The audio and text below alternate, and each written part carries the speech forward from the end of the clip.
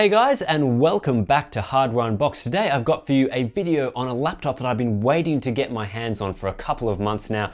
It is the gorgeous Razer Blade 2017. This guy's kitted out with all the latest hardware, an Intel Core i7-7700HQ processor, NVIDIA GeForce GTX 1060 graphics, and of course you get that excellent slim and light aluminium unibody chassis. It's a really fantastic product here, and one of my most highly recommended gaming laptops at the moment. The hardware in my review unit packs no surprises. As I mentioned earlier, we're looking at the i7-7700HQ and also the GTX 1060 6GB, but we're also seeing 16GB of DDR4 and a 256GB SSD inside. The SSD, of course, being the primary piece of hardware that you can configure in this laptop. Along with the display, we're looking at a 14-inch 1080p display on this particular model, but you can configure that up to 4K if you choose. Before I dive too deep into the hardware and performance of this laptop, let's take a look at the design, because this is without a doubt my favorite gaming laptop chassis on the market at the moment. The aluminium unibody design curves seamlessly around the edges to create a premium look and feel, and one of my favorite aspects here is the lack of gamer style elements. This is a minimalist and understated design that looks fantastic. You can use it in office settings with no trouble whatsoever, and really the only thing that could come close to being a game element is the acid green Razer logo on the lid, but even then I think that looks pretty decent. And in general, the Razer Blade's design, well, it's definitely the best design on the market as far as gaming laptops are concerned. Part of the reasons why this design is so successful is that it's both slim and light at just 1.86 kilograms heavy for the 1080p model and 17.9 millimeters thin. You can easily take this laptop around with you on the go, despite the fact that it's got a quad-core CPU and a GTX 1060 inside. It's the perfect mix of portability and power, in my opinion, and well, it just adds to the feature set that makes this design so compelling. Razer has chosen a near perfect array of I/O on this laptop for everyday users. We're seeing 3 USB 3.0 Type A ports, complemented by a Thunderbolt 3 USB Type C port. We're also seeing a full-sized HDMI 2.0 port and a 3.5mm audio jack. Perhaps the main omission here is no Ethernet, although this laptop is too thin to actually fit an Ethernet port in it, and no SD card slot. Perhaps a slight omission here. Would have liked to see one of those included on the Blade, but nonetheless, Thunderbolt 3 is not a feature that you see on every single gaming laptop, so it's great to see Razer has included it here. The keyboard on the Razer Blade is well suited to gaming thanks to its light actuation force and reasonably good tactile feedback despite its short travel distance. I think the layout here is very good except for the truncated arrow keys, and in general you'll have no problems typing or gaming on this laptop. And of course, it's fully RGB backlit as you'd expect from a Razer product. You can simply head into Razer Synapse and configure this as you would with any other Razer peripheral. There's plenty of RGB options in there and tons of awesome effects that you can include on this laptop. There's endless possibilities that you can do in there. I was also really impressed with the trackpad on this laptop. You wouldn't necessarily want to use it for gaming, but just for general everyday use, you know, it tracks very solidly. It has some nice clicky buttons at the bottom, dedicated buttons there, and in general I really can't complain about the trackpad experience or the keyboard that's provided on this laptop. Perhaps the weakest aspect to the Razer Blade is its display. My review unit here was kitted out with a 14-inch 1080p IPS LCD with no touchscreen. You can configure that up to a 4K model with a touchscreen, and you get all the benefits here of an IPS panel, 320 nits peak brightness, 1:270 to 1 contrast ratio, and great viewing angles. But my main issue here is the color performance out of the box. As we jump into Spectracal CalMan 5 and take a look at some of the graphs here, we're only seeing an average Delta E value in grayscale of just 7.6, which is particularly bad, and a saturation average of 4.43 with a color checker average of 5.47 are not great results here for the Razer Blade. Ideally, you'd want to see a value below 2.0 for casual use and under 1.0 for professional use. So it's well beyond what I would consider an accurate display, and it's noticeably tinted green out of the box, which is a bit surprising here, although at least I guess Razer's main color is green, so maybe they thought they'd tint the display green or whatever, but you can calibrate that out of the display. I used an i1 Display Pro to do that, and you can achieve reasonably good results here. And now let's move on to the section that you guys have all been waiting for, the performance. As we're looking at a Core i7-7700HQ and a GeForce GTX 1060 GPU, we won't see results that differ too much from some of the other gaming laptops that I've reviewed, but it's still a pretty solid showing from the Razer Blade across the board nonetheless, with no performance differences compared to some of those other laptops with similar specifications. As we dive here into our PCMark home workload, again, very decent results here, scoring 3,213, around the same range as some of our other laptops with similar hardware. And you'll see similar results in our creative benchmark here. Again, this tends to be a bit GPU limited, so we're not seeing some of the same scores as you'll get from GTX 1070 laptops or upwards. And in the work score, you'll probably be wanting to use the Razer Blade for some productivity workloads, and it scores reasonably well at 4,815 in this particular test.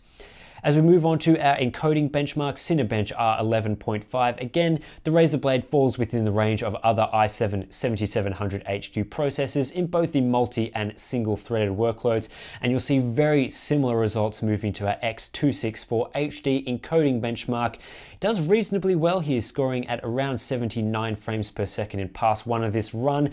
Pretty typical results for the i7 7700HQ, and this makes it a very suitable laptop for some video editing on the go. Moving on to WinRAR, and you'll see again very solid results here that put this device in the same range as other laptops with similar hardware. This benchmark can be a little bit memory bandwidth limited, but we're looking at a dual channel system here, so no issues in terms of its performance. And for those engineers out there that want to be using MATLAB R2016 for some simulations and so forth, again, a very solid showing from the Razer Blade here compared to some of the other laptops on the market with this sort of hardware. And again, you know, it's a pretty portable laptop, so some good showings across our productivity workloads is a very solid result here. Moving on to 3D Mark's Time Spy workload, just to make sure the GTX 1060 is working as expected, and well, it is. It's approximately 29% slower than the GTX 1070 in some GPU limited tests. However, for those of you upgrading from a GTX 970M, you can expect to see 44% more performance in the GPU limited workload. So a pretty decent showing from the GTX 1060, and it's pretty good to see a laptop with this sort of power in this sort of form factor.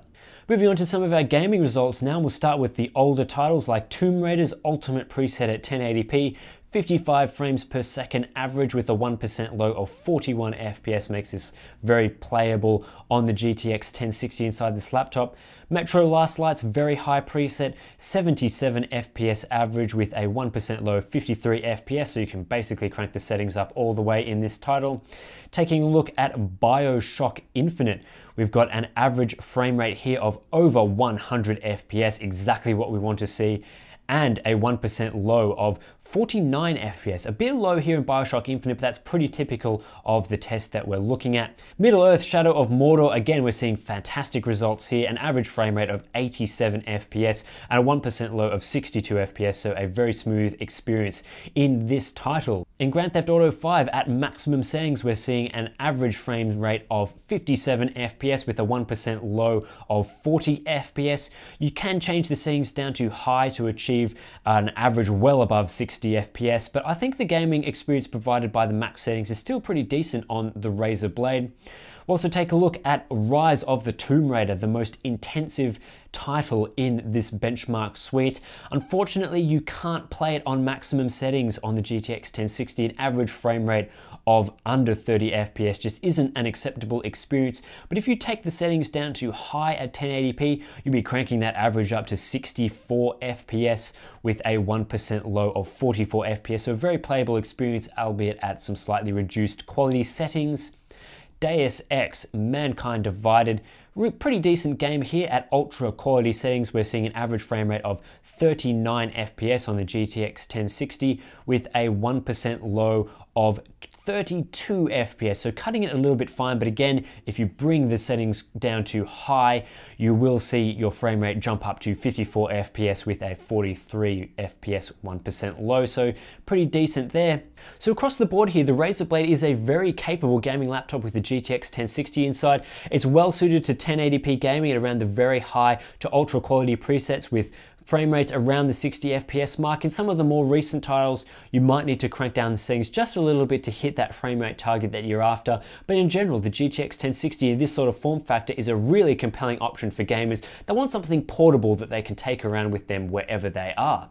While we are seeing some very solid gaming performance results here, there is one thing to note, and that is the Razer Blade runs very hot and very loud. If you don't have a good pair of headphones, you will be able to hear the high-pitched and loud fan whine from the Blade over your in-game audio. It is one of the loudest gaming laptops that I've reviewed, and it runs very hot. In Ida64's stability test, we were seeing 95 degrees C on the CPU and 89 degrees C on the GPU, and the metal unibody chassis is quite hot to touch in some of these situations. If you're running a game like Watch Dogs 2, the temperatures are a bit better, 81 degrees C on the CPU and 80 degrees C on the GPU. But again, some gaming laptops do have better cooling solutions that run quieter and cooler. The Razer Blade has certainly traded off its cooling solution for its excellent form factor, and that's just something you'll have to consider when purchasing this laptop.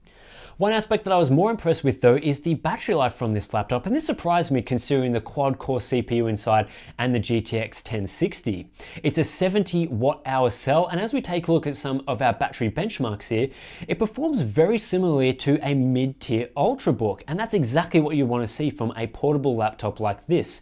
Achieving over 7 hours in our video playback test is a fantastic result, and achieving nearly 6 hours in our Wi-Fi browsing test is very similar to some of the Ultrabooks that I've been taking a look at recently, like the HP Spectre X360.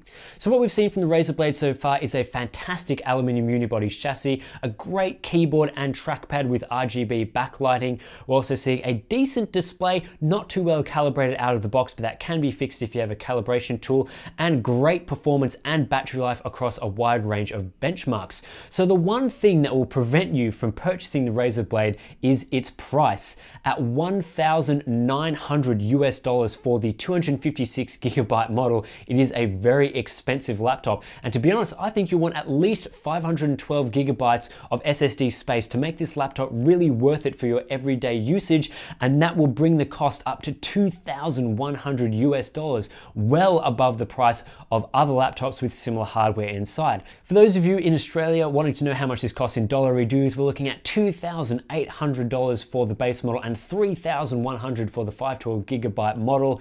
So again, whether you're in Australia or the United States, it's a very expensive laptop, but I think if you want the highest quality gaming laptop on the market, perhaps the best on the market at the moment, you will have to pay for the quality, and that's simply the case with the Razer Blade.